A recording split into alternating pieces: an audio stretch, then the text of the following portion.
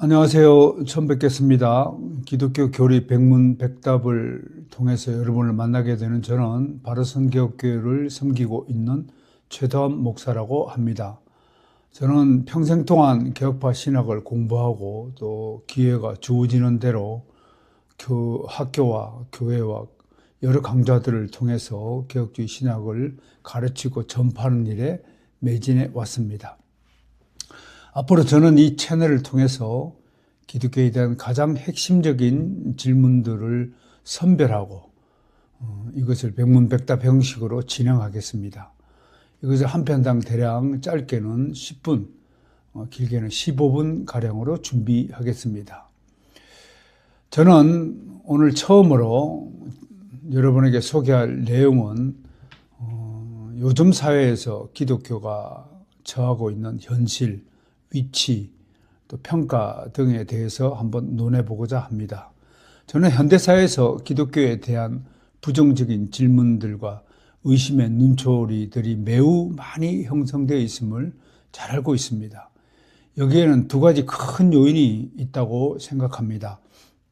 하나는 기독교에 대한 지식과 정보의 부족으로 말미암은 오해와 왜곡 때문이라고 보고요. 또 다른 하나는 기독교와 그리스도인들의 잘못된 행동 때문이 아닌가 생각합니다. 그러나 기독교에 대한 사람들의 평가가 어떠하든 기독교가 가진 진리는 사라지지 않을 것이며 그 진리를 보존하는 기독교 교회 또한 사라지지 않을 것입니다. 왜냐하면 인간에게 신의 문제는 절대 불가 분리의 관계이기 때문에 그렇습니다. 알다시피 인류는 역사적으로 어느 문명에서든지 신의 존재에 대한 궁금증을 가졌습니다. 그리고 그것에 대한 답을 찾으려고 했죠. 이것은 지금도 마찬가지입니다. AI가 지배하는 초과학 시대를 살아가는 현대인들의 최고의 궁금증도 하나님은 존재하는가입니다. 이 문제에 대해서 저는 다음 시간에 다음 기회에 질의응답의 시간을 나눌 계획을 가지고 있습니다. 어쨌든 실제로 지금 구글의 검색 엔진에도 신의 존재에 대한 검색이 가장 많은 분량을 차지하고 있다고 합니다. 무려 37억 개에 달한다고 합니다. 예수는 역사다로 우리 한국인 크리스찬 독자들에게 익히 잘 알려지는 리 스트로베리라는 사람이 있습니다. 그분이 최근에 하나님의 시그니처라는 신작을 출간했는데요. 여기에 실린 내용 하나를 잠깐 소개하면 애플의 개인 비습격인 시리에게 하나님의 존재에 대한 질문을 던졌더니 돌아온 답이 무엇이라고 했느냐면 그냥 미스터리입니다. 그렇게 대답을 했다는 거예요. 다음으로 제가 챗GPT에게 한번 물어봤습니다. 하나님이 존재하는가? 그랬더니 여러 관점을 GPT는 친절하게 소개하면서도 절대로 자기 개인의 의견을 제시할 수 없다고 하면서 슬쩍 발을 빼고 있더라고요. 아무튼 하나님의 존재에 대한 궁금증은 여전하지만 아쉽게도 궁금한 만큼 기독교 신앙에 대해 호의적인 관심을 가지거나 참여하는 것은 아니라는 데에 문제가 있습니다. 분명한 사실은 현대사회에서 하나님에 대한 신앙은 지속적으로 감소하고 있습니다. 리스트로벨이 소개하는 또 다른 통계조사 결과를 하나 소개하겠습니다. 여러분 알다시피 미국은 기독교 최대의 부흥국가입니다. 그런데 하나님을 믿는 미국인의 비율이 2017년에는 87%였는데 2022년에는 81%로 감소했고요. 지금은 64%로 급감했다고 통계조사가 나타나고 있습니다. 이것은 미국 사회에 대한 기독교 신앙의 현 주소를 여실히 증명하는 것이라고 생각합니다. 우리나라의 경우는 어떨까요? 한 여론조사에 의하면 전체 인구 중 51%가 하나님을 믿지 않는 것으로 나타났습니다. 이것은 2000년대 초반에 그래도 무신론 하나님을 믿는다는 사람들이 거의 60%에 달한 것에 비하면 무신론자들의 현저한 증가 현상을 우리가 목격할 수 있습니다. 특히 우리가 주목해야 될 현상이 뭐냐면 바로 Z세대라고 하는 아이들입니다. Z세대라는 사람들은 1999년부터 2015년 사이에 태어난 세대를 일컫습니다. 특별히 이들은 종교에 대해서 이전 세대들과 상당히 다른 인식을 보여주고 있습니다. 이 세대는 기성세대에 비해서 스스로를 무신론자라고 밝히고 있는 비율이 2배에 달하는 것으로 나타나고 있습니다. 기성세대들은 자기 자신을 무신론자다 이렇게 공개하는 것을 한 6%에 불과한데요. 요즘 아이들은 거의 13%나 해당하는 아이들이 나는 무신론자예요 라고 대답한다고 하는 것입니다. 그런데 문제가 뭐냐면 이 세대들에게서만 나타나는 특이한 점이 있다는 것입니다. 그것이 바로 거의 2배에 가까울 만큼 다른 세대에 비해서 우울증과 불안 증상이 급격히 증가하고 있다는 것입니다. 특히 여학생의 60%가 지난 한 해 동안 지속적인 슬픔이나 절망감을 경험했고 그중 25%에 가까운 여학생이 자살을 시도하거나 계획을 세웠다는 것입니다. 여러분 이런 소식을 들으니까 기분이 어떻습니까? 우리를 정말 슬프게 하고 너무 마음을 무겁게 하지 않습니까? 저는 개인적으로 무신론의 세상이 마주할 결말이 무섭다는 생각이 듭니다. 그동안 무신론자들은 공개적으로 자신이 무신론자라고 밝히기를 꺼려했습니다. 그러나 이런 추세는 이제 역전되었습니다.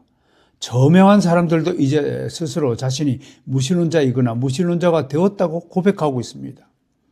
리스트로벨이 하나님의 시그니처라는 책에서 소개하는 몇 가지 사례를 다시 한번 소개하겠습니다. 첫째 사례입니다. 영국의 리키 저베이스라는 사람이 있습니다. 이분은 스탠드업 코미디언이자 독설가로 유명합니다. 우리나라에서는 영화 박물관은 살아있다로 얼굴이 알려진 배우이기도 합니다. 그런 그가 얼마 전에 내가 무신론자가 된 이유라는 책을 출간했습니다.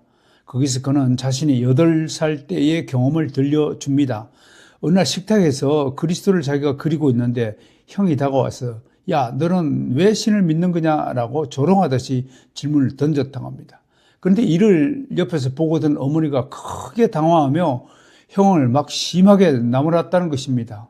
그 순간 어린 저베이스는 정말 하나님이 계시다면 엄마가 저렇게 화를 낼 필요가 있을까 하고 의문에 휩싸였고 그 순간부터 그는 하나님이 없다는 것을 확신하고 그 자리에서 무신론자가 되었다고 고백하는 내용입니다. 참 코미디 같은 이야기가 아닌가요? 두 번째 사례입니다. 마이클 셔머는 회의주를 대표하는 유명한 과학 잡지인 스캡틱의 창립자이자 발행인입니다. 그는 고등학교 때 친구의 전도로 교회에 다니기 시작하여서 좋은 대학에 들어갔습니다. 그러나 자신이 사랑하던 애인이 갑자기 교통사고를 당해 하반신이 마비되었다고 합니다. 그래서 그는 그녀를 낫게 해달라고 열심히 기도했지요. 그러나 하나님은 무응답이었고 어떤 변화도 나타나지 않자 그는 속으로 이제 지쳤다. 이제 그만해야 되겠다라고 생각하고 그 자리에서 하나님을 믿는 신앙을 버렸다고 토로했습니다. 한 사람은 더 소개하겠습니다. 찰스 템플턴이라는 사람입니다. 이 사람은 토론토에 급성장하는 교회 목사였습니다. 어느 날 그는 라이프라는 잡지의 표지에 북아프리카 흑인 여성의 사진 하나가 실린 것을 보았습니다. 그 여성은 죽은 아기를 안고 비참한 표정으로 하늘을 올려다보고 있었습니다.